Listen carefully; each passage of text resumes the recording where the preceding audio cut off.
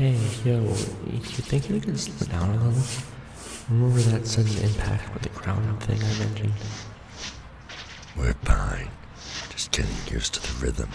Swing, release, swing, release. Whoa, easy there. I'd really rather we not lose the Chinese we just had and risk getting a snack halfway over. Use up the last bit of our money after all. No, that isn't for rent. Fine. We see the tower anyway. Won't be long now. You got a plan to get in? I don't have a badge anymore, and they sure as hell won't let us walk in like this.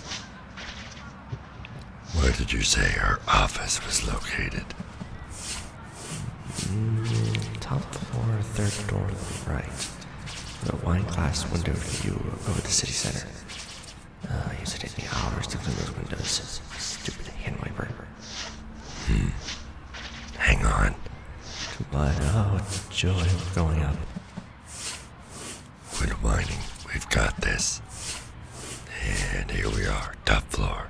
Cures for homicidal tendencies. Ha, very funny. Let's see if we can get inside without catching Stark or his security bots. We learned bullets won't stop us, but it's still too uncomfortable. And I don't want to have to explain to my old boss why I had to trash his toys. It'd be fun to break something, though. Plenty of time for that later, once we're, officially able to break things. Oh look, there, I made a shaft. That should lead us to the hallways, which will then lead us into our office. Think you can get me my old janitor outfit? Easy. Can give us a hat, too. Ultimate stealth. And this is why you and I make a good team. Now, we just keep a low profile and work back toward the old area.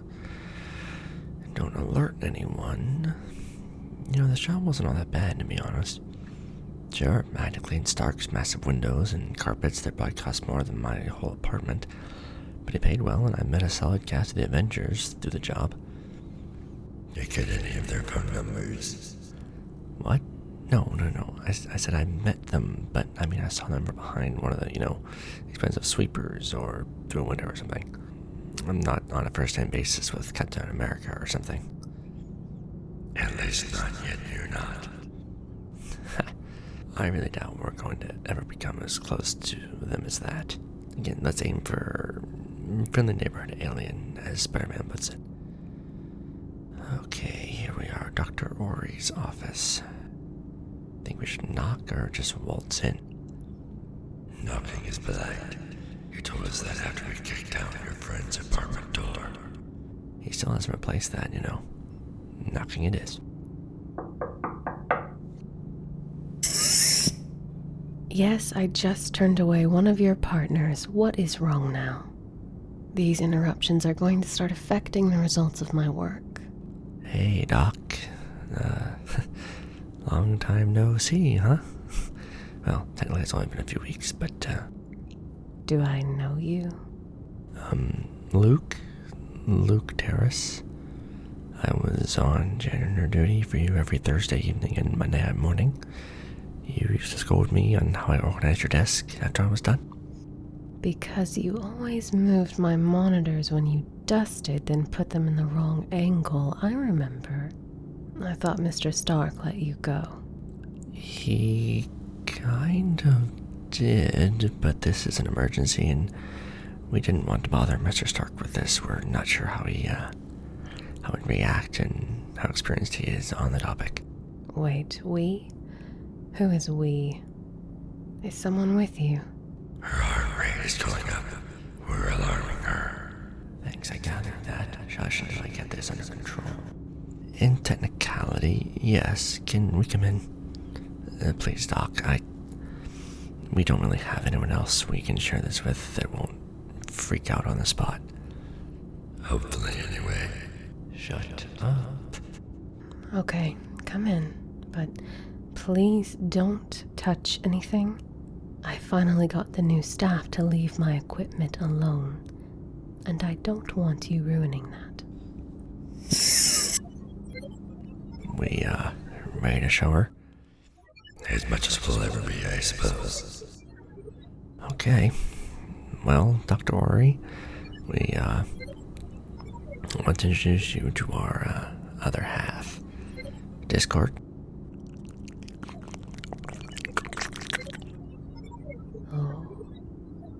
Oh my gosh.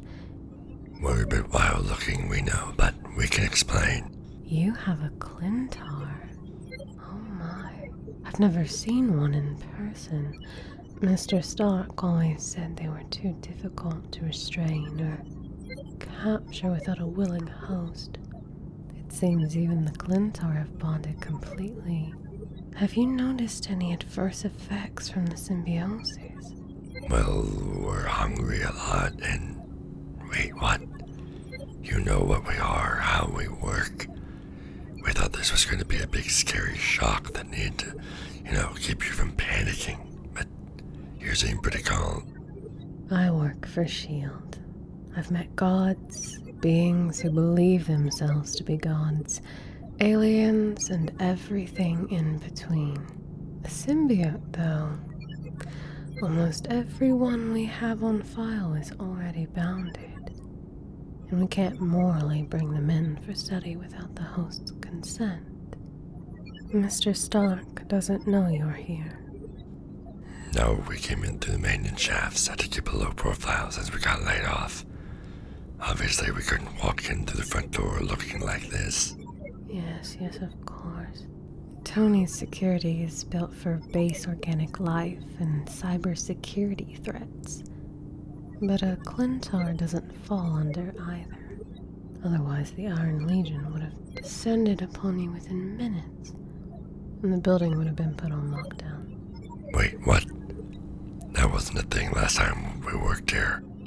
After you and the other staff got let go, Stark felt the need to up security after the specimens escaped.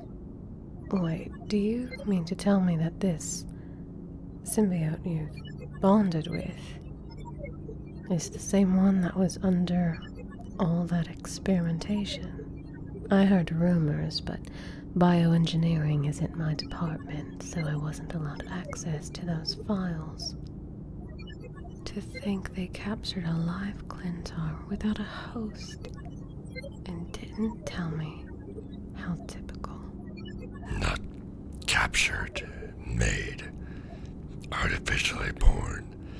That's the issue we wanted to discuss with you. Not a pleasant subject. We'll let Luke explain. Transformation is so smooth. You behave like you two have been bonded forever. No hesitation between the change of control. Trust me, it feels like forever at this point. Feels like Discord's in my every cell, every nerve, just ready to pounce at a moment's notice. Discord? What made you choose that name? Or did they choose it? It's related to the emergency that he mentioned. Does the name Carnage ring any bells, Doc? The mad serial killer bonded completely to his own symbiote.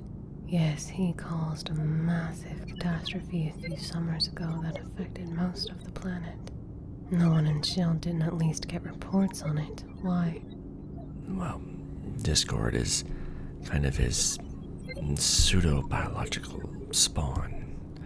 From what we can gather from his fragmented memories and trauma, S.H.I.E.L.D. was trying to make a symbiote they could raise directly from birth and influence its behavior, a little pet, but keep all the strength of its original father being Carnage in this scenario.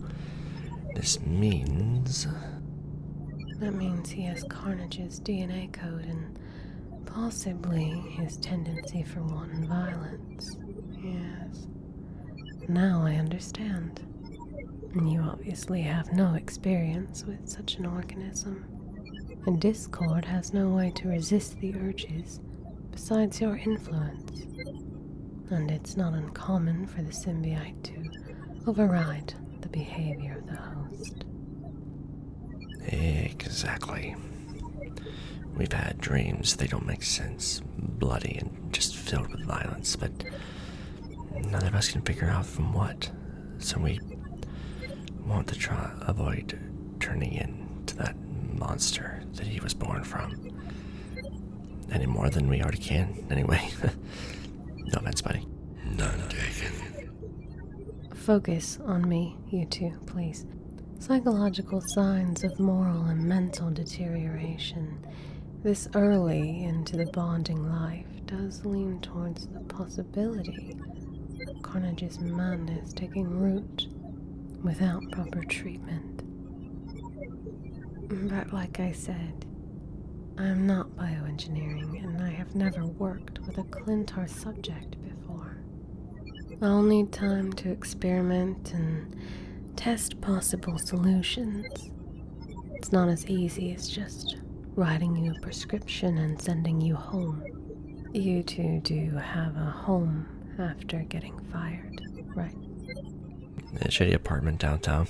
Neighbors are too loud. Since this will take a moderate amount of trial and error before I can even identify Carnage's specific DNA makeup, I'll tell Mr. Stark I'm working on a PTSD article relating back to specific staff members who were involved in the security breach. I assume this is when you two bonded. The timing lines up.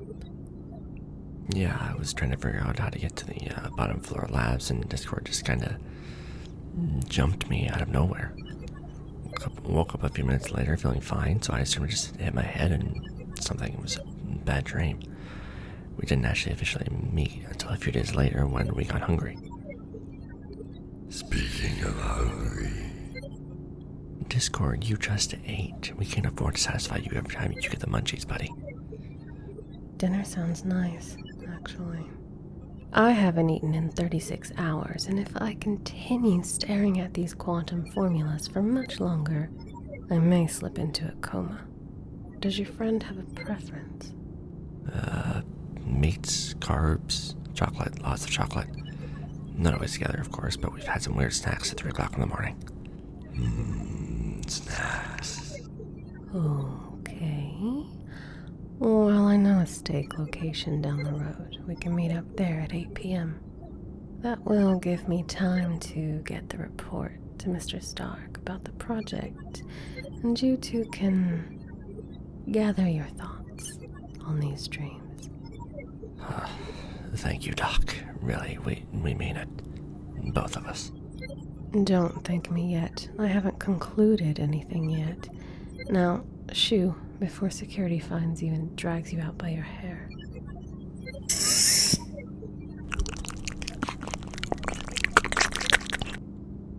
Did we just get a date with the doctor?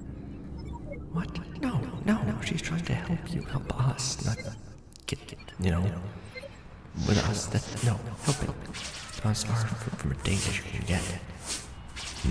She's buying us dinner. Sounds like a date to me. Oh, you're hopeless. We're hopeless.